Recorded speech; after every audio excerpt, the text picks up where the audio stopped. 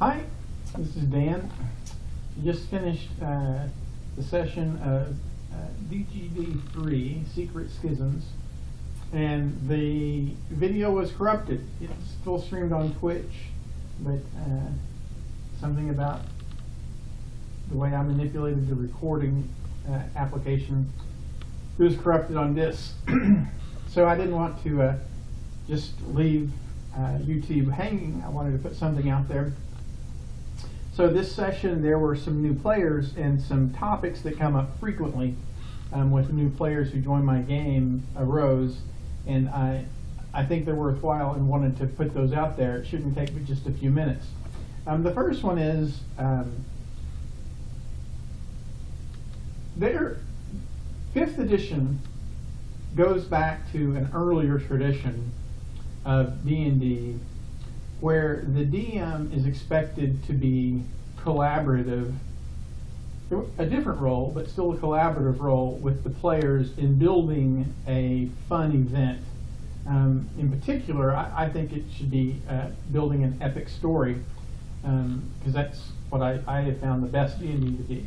3.5 and 4th edition, the tool suite the DM had at their disposal was balanced against what the players had at their disposal, and you could have a constructive game where it was the players against the DM. Right? If the DM agreed, I'm going to follow the rules, I'm going to try to kill the PCs, and the PCs are like, well, I'm going to follow the rules, and I don't think you're going to be able to. And that was a very interesting game structure, in particular in Living Greyhawk. That was a frequent premise behind many of the more challenging adventures.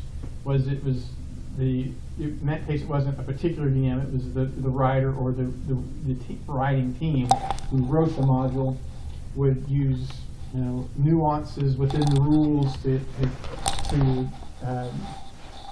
to try and kill the PCs, and the PCs are like, no, I build that good of a character, and you're not going to be able to do it.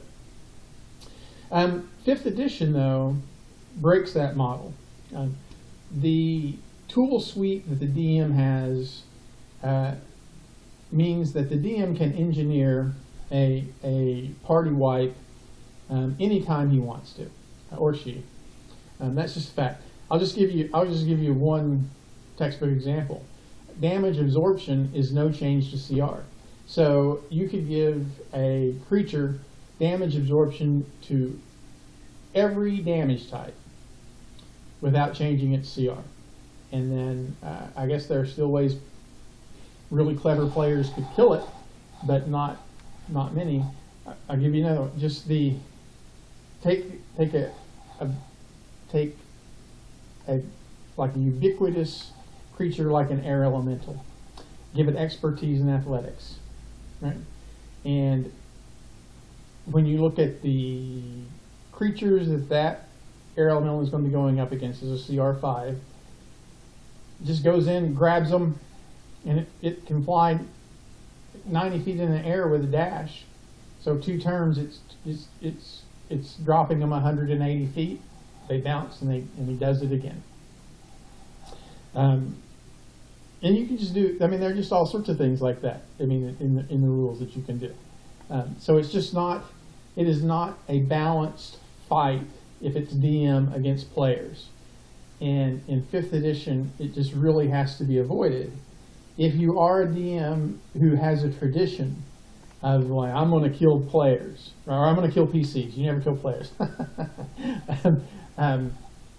then you just need to stay away from 5th edition, because it's not going, unless you're just not a very good engineer, it's not going to be challenging for you, and it's not going to be fun for the players, because it's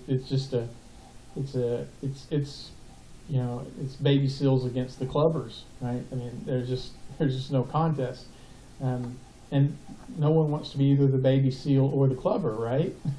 So that's the first thing. So 5th edition very much needs to be the DM in collaboration with the players. The DM needs to build good, strong, constructive challenges, and go from there. Another thing that comes up a lot in 5th edition is the idea of healing, right? So healing, particularly when World of Warcraft came along, a lot of the World of Warcraft archetypical encounters, right? It's just the ones that really made World of Warcraft so strong, and so it was a damage race with a damage and a healing race. Can the dedicated healer keep up with the damage output of the monster long enough for the DPS to bring it down? That's just a very, very common structure, and that bled over into 4th edition. It's not a thing in 5th edition. Combat healing is just not a thing. The only purpose of combat healing is to get an unconscious player up so that they can fight, right? And a PC with 1 hit point is just as effective at dealing damage as a PC with full hit points. Right? So the only thing you need, and so that's the one thing. The other thing is to get the PTs to survive to the end of combat, usually about 3 or 4 rounds, so that you can do the real healing in 5th edition, which is spinning hit dice, Song of Rest, Prayer of Healing, those type of things. Those big extended healing spells that are done between encounters to recover hit points. And the reason it came up tonight was we had this good supply of good berries, and we had new players who were unfamiliar with 5th edition. They wanted to spend actions. They wanted to use those good berries to heal, rather than what they're best used for in 5th edition, which is everyone has a couple of good berries. If you're knocked unconscious, someone grabs a good berry and shoves it in your mouth so that you get 1 hit point back and stand up and fight again. And we had new players who didn't understand the mechanics of healing in 5th edition and were skittish that they were running around with half hit points so much of the session. That's just the way 5th edition is. You got to learn to run hot in 5th edition. You're never going to have a cool engine with plenty of gasoline after the first encounter. It is designed around that premise, and it's a great game. I love 3.5. I love AD&D. I even really like 2nd edition. Didn't play so much 4th. It was a little bit too board gamey and video gamey for me. Tried it a few times, but I really like 5th edition. And those are very much a part of 5th edition. Let's see, there was something else that came up. There were some Dimgard specific things that came up.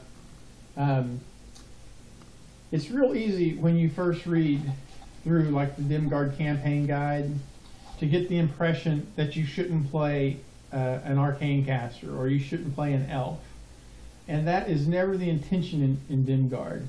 Dimgard is intended to present PCs with a platform to explore the widest range of reasonable character options available. The reason that we have things like the Inquisition and its position in the One True Faith and its position against arcane casters is because, particularly in 2nd edition when it was developed, and then in 3rd edition, you had this tremendous separation in the power of certain specific builds. Like in 3.5, if you began to adopt monstrous races, you could, which Dimgard wants to do, you could end up with overpowered character builds very early on. By the time you got to mid-levels, arcane casters, the separation between those and the other player builds was getting dramatic and very quickly. So there needed to be mechanisms in place that could constrain those elements that were destabilizing, right? So you're like, well, yeah, you could be an arcane caster, but you're not going to be able to enjoy the non-adventuring benefits of a fighter, right? You're going to be a god in combat, right? But you're going to have Inquisition and adventurers hounding you your entire existence. That doesn't mean you couldn't play an arcane caster in 3.5 Dimguard or 2nd edition Dimguard. It just leveled out the playing field, right? So arcane casters were having to spend more resources, and their resource consumption was on a much broader scale. It wasn't constrained to an adventuring day. It was, you had these longitudinal adventures where arcane casters were having to spend resources to deal with the harassment of the setting, and that helped to equalize the power curves between arcane casters and melee types. 5th edition does not suffer that disparity. The classes are much more balanced. Once you adjust for some specific situations like the Wish Simulacrum combination, right? Those have to be addressed. But once those are taken care of, it's much more balanced regarding the comparison between arcane casters, divine casters, and martial characters.